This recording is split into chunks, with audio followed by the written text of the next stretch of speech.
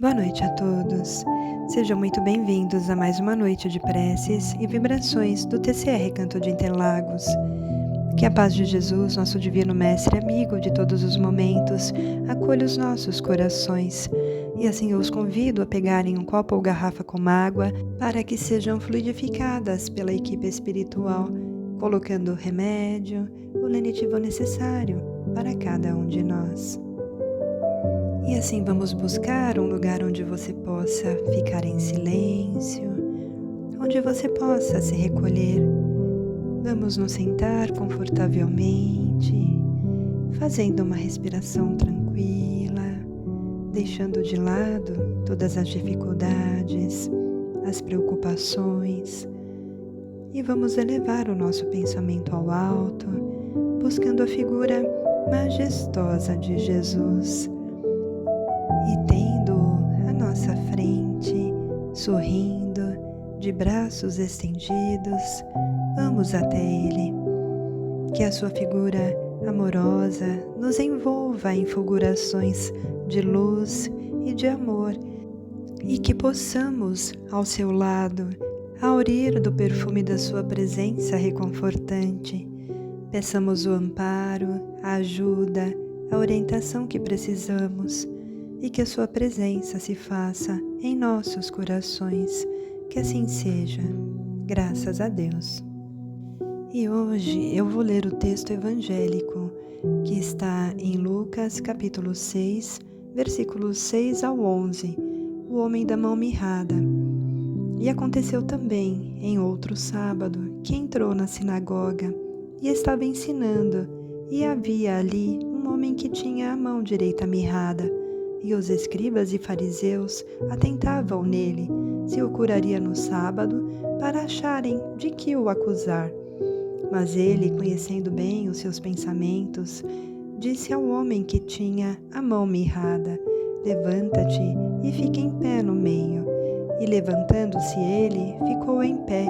Então Jesus lhes disse: uma coisa vos hei de perguntar. É lícito nos sábados fazer o bem ou fazer o mal, salvar a vida ou matar?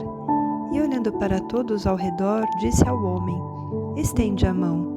E ele assim o fez, e a mão lhe foi restituída sã como a outra, e ficaram cheios de furor, e uns com os outros conferenciavam sobre o que fariam a Jesus. O homem com a mão mirrada é o exemplo escolhido por Jesus para evidenciar a natureza atemporal da prática do bem. A deficiência física deveria provocar nesse homem sofrimentos, sobretudo por se tratar da mão direita, usualmente a mais utilizada no trabalho, já que a maioria dos seres humanos é destra. O texto evangélico não faz qualquer tipo de referência à profissão desse homem. Entretanto, o destaque dado à sua mão direita deve ter algum significado especial. Supomos que essa mão deveria ser de extrema necessidade para ele, para o exercício de suas atividades laborais, da mesma forma que a voz ou a audição o são para outras pessoas. O versículo 7 do registro de Lucas informa que os escribas e fariseus atentavam nele, se o curaria no sábado, para acharem do que o acusar. Sabemos que os escribas e os fariseus eram conhecedores da lei mosaica. Entretanto, por se encontrarem excessivamente presos às práticas ritualísticas do culto, não se revelavam muito sensíveis ao sofrimento do próximo. Por esse motivo, preferiram desconsiderar a dor do irmão para vigiar e acusar Jesus, caso o Senhor violasse a tradição imposta pela legislação mosaica. Não sabiam eles que o Filho do Homem até do sábado é Senhor? Está em Marcos capítulo 2, versículo 28.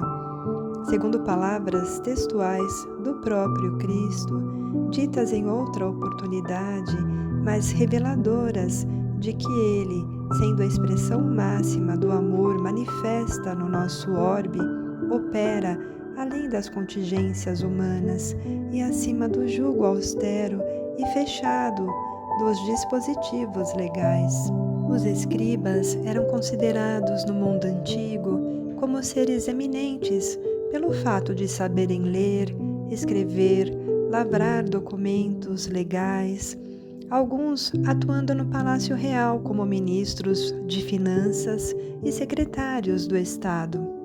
Os doutores da lei ficaram estupefatos, por certo, com a atitude de Jesus.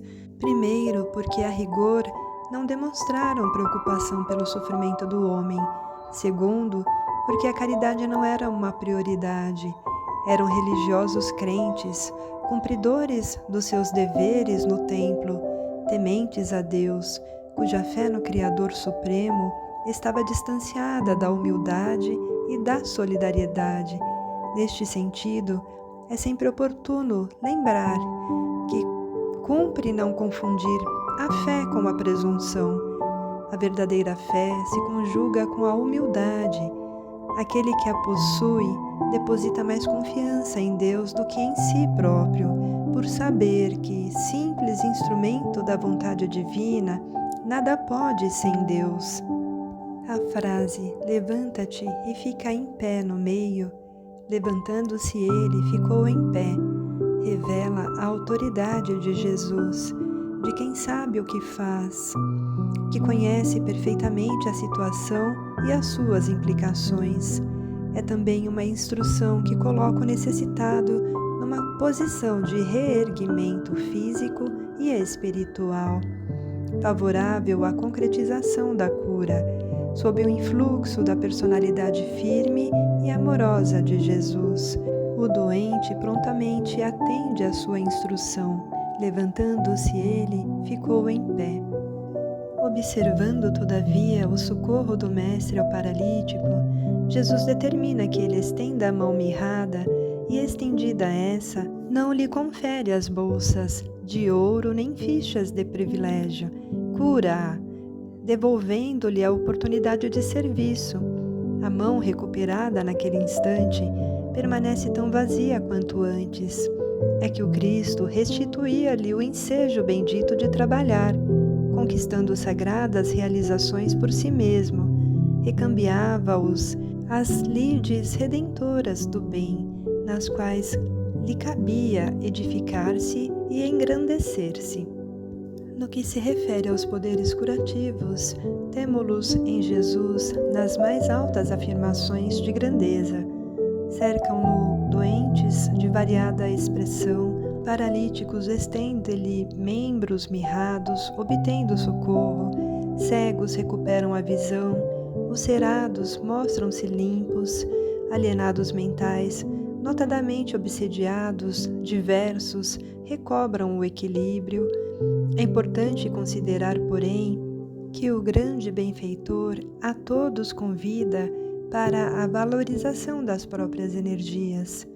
Não salienta a confiança por simples ingrediente de natureza mística, mas sim por recurso de ajustamento aos princípios mentais na direção da cura. Do livro Ensinos e Parábolas de Jesus, Fé e Equilíbrio em todas as direções.